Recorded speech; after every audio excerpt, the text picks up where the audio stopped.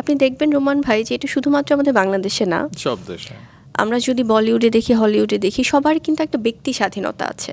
একটা কংগ্রেচুলেশন জানাবো। আচ্ছা, তাই নাকি? কি এই সেটা? আপনি নাকি আবার মা হতে যাচ্ছেন?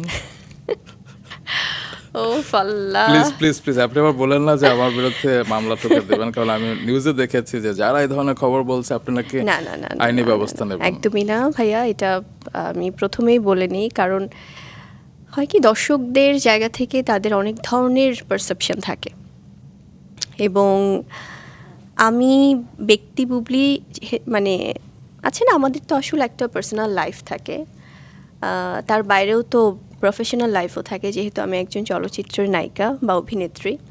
সো দর্শকের অনেক কিছু জানতে ইচ্ছে করে বা তারা তাদের মতো প্রেডিক্ট করে।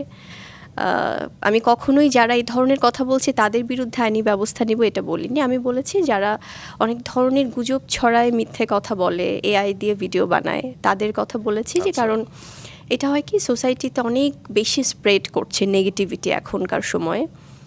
আমরা কোথায় যেন মানে পঙ্গু হয়ে যাচ্ছি আসলে মানসিক